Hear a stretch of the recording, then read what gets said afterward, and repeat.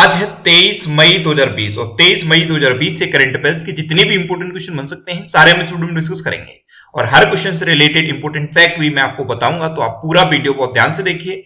Last में मैं आपसे क्वेश्चन भी पूछूंगा, उसका आंसर आपको कमेंट बॉक्स में बताना है। पहला क्वेश्चन है, हाल ही में अंतरराष्ट्रीय जैव विविधता दिवस कब मनाया गया है? तो अभी 22 मई को अंतरराष्ट्रीय जैव विविधता दिवस मनाया गया। तो इस क्वेश्चन का सही ऑप्शन सही है। अब तुरंत माइंड में क्लिक कर जाना चाहिए कि आखिर ये अंतरराष्ट्रीय जैव विविधता दिवस यानी कि इंटरनेशनल बायोडायवर्सिटी डे आखिर मनाया क्यों जाता है? तो ह्यूमन एक्टिविटी की वजह से जैव विविधता में जो कमी आ रही है उसके बारे में जागरूकता बढ़ाने के लिए हर साल 22 मई को ये अंतरराष्ट्रीय जैव विविधता दिवस मनाया जाता है। अब यहां पे भी प्रॉब्लम हो सकती है कि ये जैव विविधता क्या होती है। अक्सर हम ये टर्म पढ़ तो लेते हैं, बायोडायवर्सिटी अक्सर हर जगह लिखा हुआ मिल जाता है, बायोडायवर्सिटी हिंदी में देखें तो जैव विविधता, लेकिन कई बार समझ में नहीं आता कि आखिर ये जैव विविधता या बायोडायवर्सिटी होती क्या है।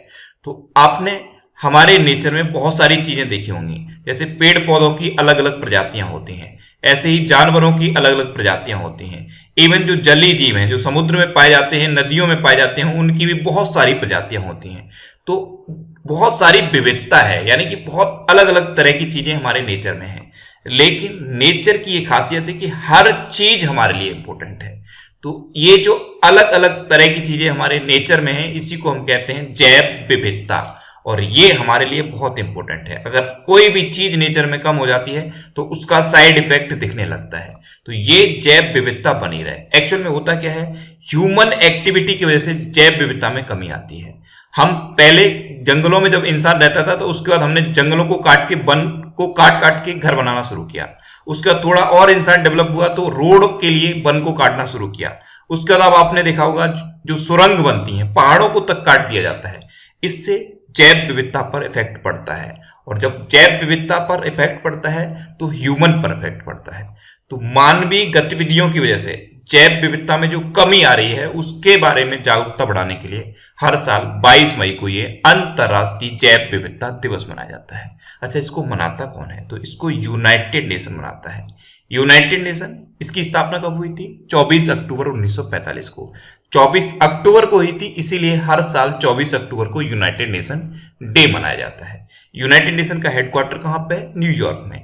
और यूनाइटेड नेशन के प्रेजेंट टाइम पे सेक्रेटरी जनरल कौन है? Antonio Guterres. अब ये इंपोर्टेंट डे वाला क्वेश्चन है, तो आप वीडियो को पॉज करिए और मई में जितने भी इंपोर्टेंट डे मैंने आपको बताए हैं सारे बिल्कुल सीक्वेंस में आप कमेंट बॉक्स में लिखिए। आज के इस वीडियो का हम टारगेट रखते हैं 40,000 लाइक का। तो अगर ये वीडियो आपको अच्छा लगता है, हेल्पफुल लगता है, तब आप इस वीडियो को लाइक और शेयर जरूर किया करो। और मैं आपको भी बोलता हूं, डेली मॉर्निंग में उठकर सबसे पहले अपने लिए टारगेट फिक्स करो, चाहे छोटा सा ही टारगेट फिक्स करो, लेकिन डेली मॉर्निंग में उठकर सबसे पहले अपने लिए टारगेट फिक्स करो और फिर अपना पूरा दिन उस टारगेट को अचीव करने में लगा दो। आपकी लाइफ ऑटोमेटिकली अच्छी हो जाएगी। नेक्स्ट क्वेश्चन है, हाल ही में एयरटेल अफ्रीका ने कोविड-19 से प्रभावित बच्चों और परिवारों की मदद के लिए किसके साथ समझौता किया है?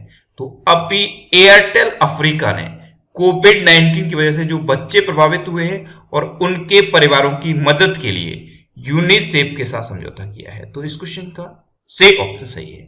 यूनिसेफ यानी कि यूनाइटेड नेशन चिल्ड्रंस फंड, इसकी स्थापना कब हुई थी? 1946 में। इसका हेडक्वार्टर कहां पे है? न्यूयॉर्क में। और इसके प्रेजेंट टाइम पे हेड कौन है? Henrietta H Fore. कौन है? Henrietta H Fore. Next question है, हाल ही में किस राज्य सरकार ने ब्रेक द चेन कार्टून अभियान शुरू किया है?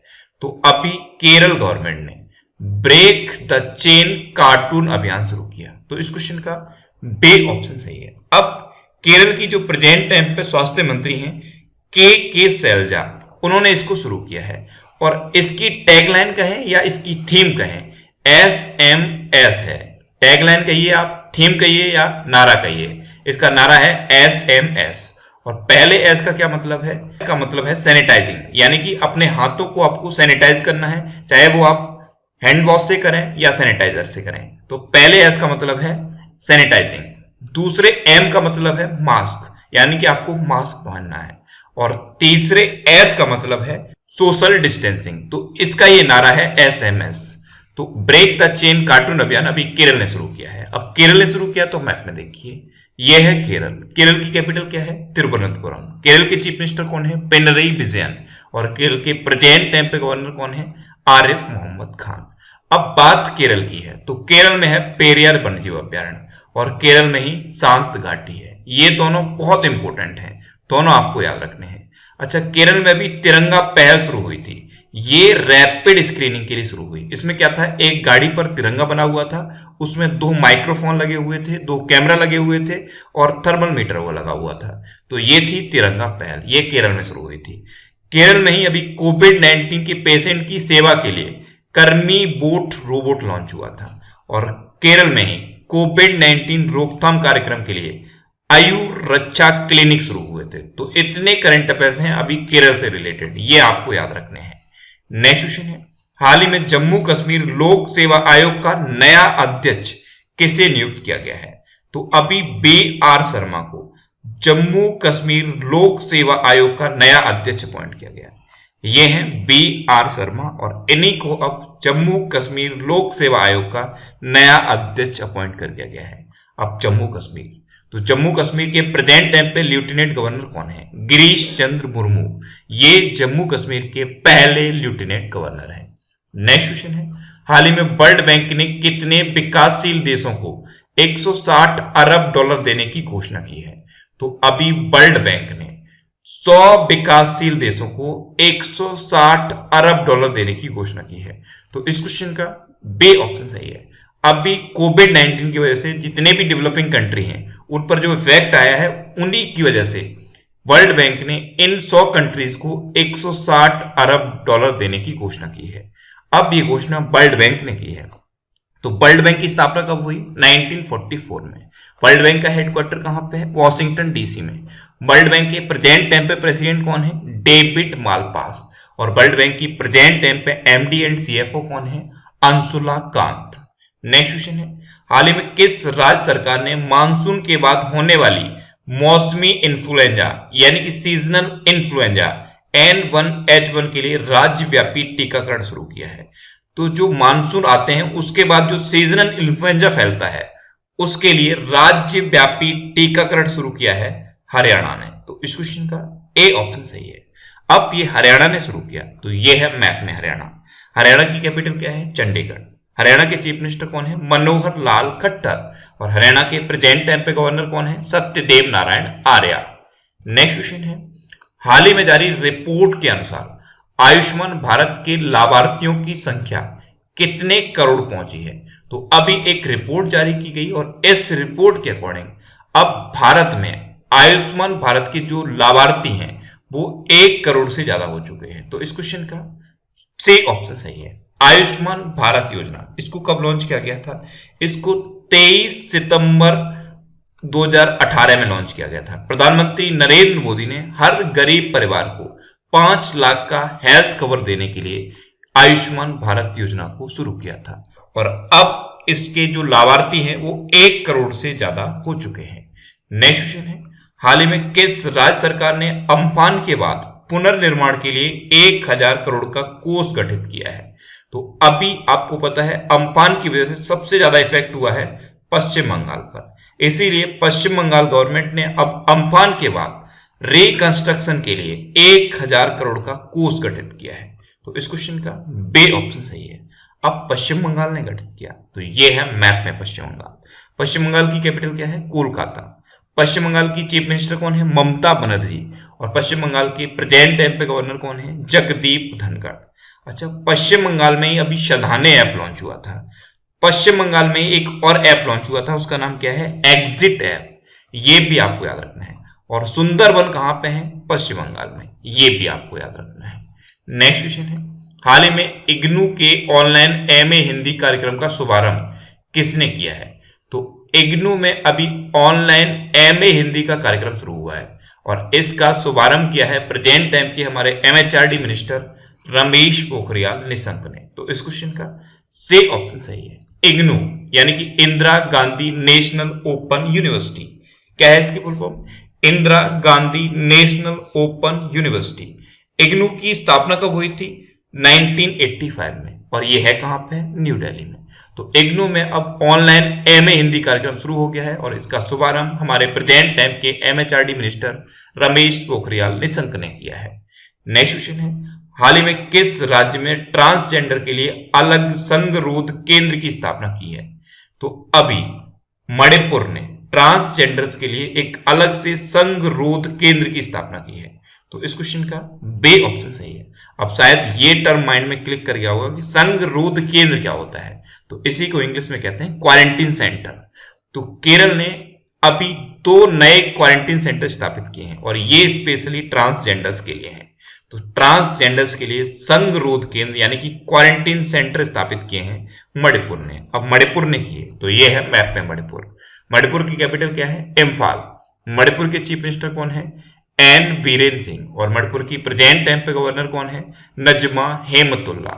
नेक्स्ट क्वेश्चन है, हाल ही में किसने मेडिकल डिवाइस और डायग्नोस्टिक्स पर उत्कृष्टता की स्थापना करने की घोषणा की है? तो अभी आईआईटी खड़गपुर ने मेडिकल डिवाइस और डायग्नोस्टिक्स पर उत्कृष्टता की स्थापना करने की घोषणा की। तो इस क्वेश्चन का ए ऑप्शन सही है। प्राथमिकता वाले स्थानों पर सस्ते और स्वदेशी चिकित्सा उपकरणों के निदान और नवाचार के लिए आईआईटी खड़गपुर ने ये मेडिकल डिवाइस और डायग्नोस्टिक्स पर उत्कृष्टता की स्थापना करने की घोषणा की है। नेक्स्ट क्वेश्चन है, हाल ही में आईओसी ने गैर संचारी रोग की रोकथाम और स्वस्थ जीवन शैली के समर्थन के लिए किसके साथ समझौता किया है? तो अभी आईओसी ने गैर संचारी रोग यानी कि नॉन कम्युनिकेबल डिसीज, तो गैर संचारी रोग की रोकथाम और स्वस्थ जीवन शैली के समर्थन के लिए WHO के साथ समझौता किया है। तो इस क्वेश्चन का बे ऑप्शन सही है। अच्छा, WHO के बारे में तो अक्सर मैं आपको बताता हूं। IOC यानी कि इंटरनेशनल ओलंपिक कमेटी, इसकी स्थापना कब हुई थी? 1894 में। इसका हेडक्वार्टर कहां पे है? लुसाने में, स्विट्जरलैंड में है लुसाने, और यहीं पे इसका हेडक्वार्टर है।